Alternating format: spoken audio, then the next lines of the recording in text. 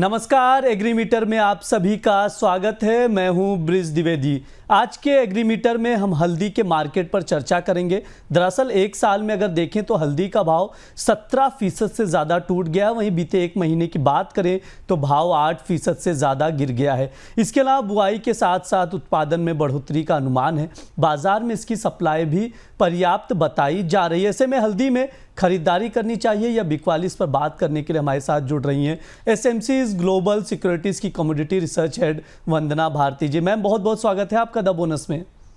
जी bridge जी, आपको और दर्शकों को मेरा नमस्कार।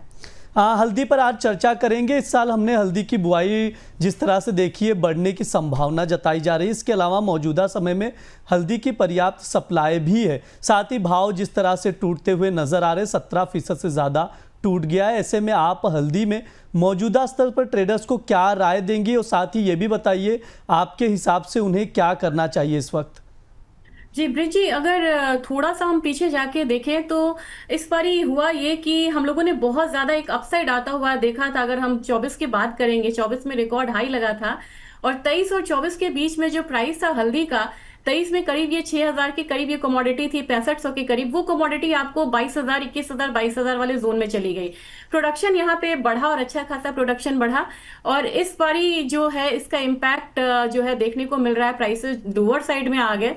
लेकिन एक चीज और है यहाँ पे ब्रिजी, कैरी फॉरवर्ड हम लोग को बहुत ज्यादा नहीं है।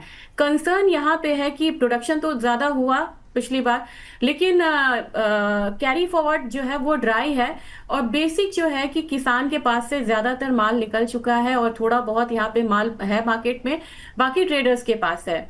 लेकिन प्राइस इसलिए यहाँ पे गिरा है कि एक्सपोर्ट जो है वो एक कंसर्न बन के उभरा हुआ है।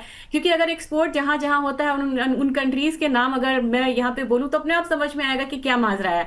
80% यहाँ पे हम प्रोड्यूस करते हैं हल्दी को, और हम मेजर एक्सपोर्टर हैं पूरे वर्ल्ड वाइड। और अगर देखेंगे कि किस किस डेस्टिनेशन पे यहाँ पे हम एक्सपोर्ट करते हैं तो आपको मिल जाएगा यूएई, यूएसए जहां से हमारा टैरिफ वॉर चल रहा है, फिर आपको मिल जाएगा मोरक्को है, बांग्लादेश है, ईरान है।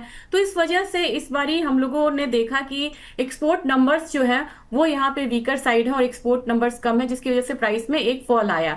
तो ये तो पूरी पृष्ठभूमि हो गई कि यहाँ पे प्रोडक्शन ज्यादा हुआ क्योंकि प्राइसेस ज्यादा थे, लेकिन एक्सपोर्ट ना ज्यादा होने की वजह से प्राइसेस गिरे हैं। लेकिन अब ये निकल के आता है कि अब क्या, अब तो हम लोगों ने एक डाउन साइड आता हुआ देखा है।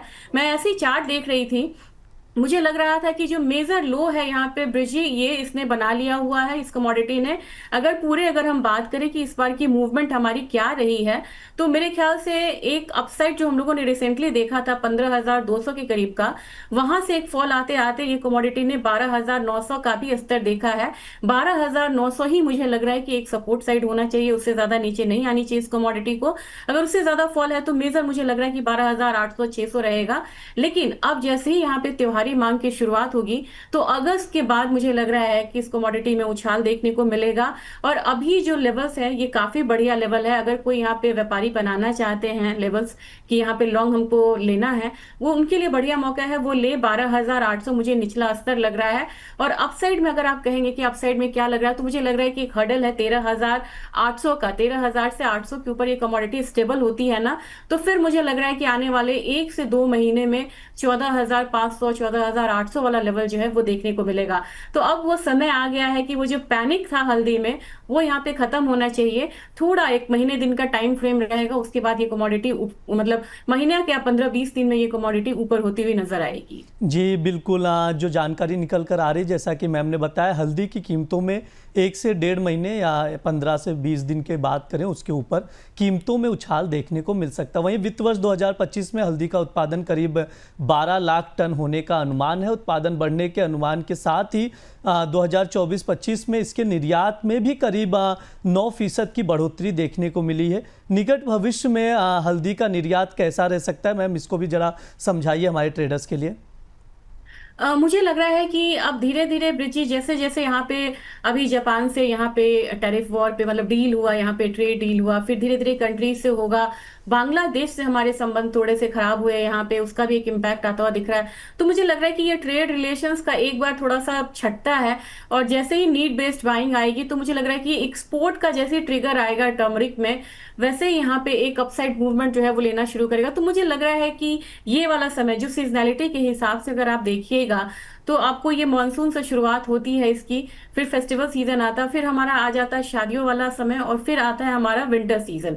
तो ये जो सीजन है ये लगातार कमोडिटी की डिमांड को यहाँ पे बढ़ाता हुआ नजर आएगा। और इसमें मुझे लग रहा है कि एक्सपोर्ट्स में आने वाले महीने में 3-4 महीने की बात की जाए तो मुझे लग रहा है कि कम से कम यहाँ पे 7-8% का जो उछाल है वो देखने को मिल सकता है, और वहीं से आपको मेजर ट्रिगर जो है टर्मरिक प्राइसेस में देखने को मिलेगा। अगर सीजनैलिटी के हिसाब से यहाँ पे हम देखें तो मुझे लग रहा है कि टर्मरिक प्राइसेस अगस्त और सितंबर 2 महीने में अच्छा खासा बढ़ सकता है। जी बिल्कुल, हाँ, लॉन्ग टर्म नज़रिए से अगर देखें तो हल्दी की कीमतों में उछाल दिखाई दे सकता है, ऐसा मैम का कहना है। हालांकि मैम अगर शॉर्ट टर्म में देखें इसके प्राइजेस का आउटलुक कैसा रहेगा घरेलू बाजार में, ऑलरेडी आपने बहुत सारी जानकारी शेयर कर दी है, फिर भी समझना चाहेंगे अलग से ही कि घरेलू बाजार में हल्दी की डिमांड कैसी रह सकती है, इसको थोड़ा सा समझाइए मैम। अब मुझे लग रहा है कि अभी करंट ट्रिगर की बात करें ब्रिजित, तो यहाँ पे सोइंग का ही है मेन, तो ये खरीफ फसल है। खरीफ फसल है, एमएसपी इसका हायर साइड है। दूसरी बात यह है कि अभी हम लोगों ने जिस तरीके की सोइंग होती हुई देखी, और मानसून नॉर्मल है, नॉर्मल मानसून में यहाँ पे बुआई जो है वो आंकड़े ज्यादा ही निकल के आ रहे हैं। ओवरऑल देखा जाए एक्सपेक्टेशन जो आ रही है वो बढ़ के आ रही है कि अगला जो उत्पादन होगा वो ज्यादा यहाँ पे होना चाहिए। तो मेरे ख्याल से वही प्रेशर जो है वो मिलता हुआ नजर आ रहा है। और किसान क्या कर रहे हैं कि उनको थोड़ा भी हायर साइड का भाव मिल रहा है, तो वहां पे जो भी उनका स्टॉक्स है उसको वो रिलीज कर रहे हैं। इसका इम्पैक्ट प्राइसेस पे देखने को मिल रहा है। दूसरी चीज ये है कि रुपया यहाँ पे अपना 85 से थोड़ा सा डेप्रिशिएट होके ये 86.5 87 के करीब जाने का अनुमान है। इससे हमारा एक्सपोर्ट्स पैरिटी जो है वो फिर से थोड़ा कॉम्पिटिटिव होता हुआ नजर आएगा। तो ये शॉर्ट टर्म ट्रिगर्स हैं जो कि यहाँ पे एक तो बेयरिश है कि यहाँ पे प्रोडक्शन फिगर्स जो है वो बढ़ने की उम्मीद है, मानसून यहाँ पे नॉर्मल है, तो थोड़ा दबाव, तभी मैं 12,800 13,000 का एक लेवल बोल रही हूँ कि एक सपोर्ट आ सकता है। लेकिन वहीं से फिर मुझे लग रहा है कि शुरुआत होनी चाहिए बाइंग की भी, तो थोड़ा करेक्शन पे बाइंग का वो करे। और शॉर्ट टर्म में अगर रेंज डाउनसाइड का अगर आप पूछिएगा तो मुझे लग रहा है कि प्राइसेस को 13,000 को ज्यादा नहीं तोड़ना चाहिए, वही उसका मेन एक रेंज रहेगा। और अगर वहां से अपसाइड लेता है तो इमीडिएट हम यहाँ पे 13,800 से 14,000 का भाव आता हुआ देख सकते हैं। और ये शॉर्ट टर्म में कितना बोल रही हूँ, मुझे 2 हफ्ते का मुझे ये टाइम फ्रेम लग रहा है इसको आने में। जी बिल्कुल, हाँ, 2 हफ्ते में कीमतों में उछाल देखने को मिलेगा, यानी थोड़ा सा अगर करेक्शन आता है तो बाय ऑन डिप की स्ट्रैटेजी अपनाकर चल सकते हैं, ये मैम की राय है। मैम आखिरी सवाल रहेगा, आपके टॉप एग्री कॉल्स क्या रहेंगे? आज तो ब्रिजी मुझे लग रहा है कि मुझे टर्मरिक में ही देना चाहिए। और यहाँ पे बाइंग जो है एक टेक्निकल लेवल से ऊपर आती है, 13,250 से ऊपर हो।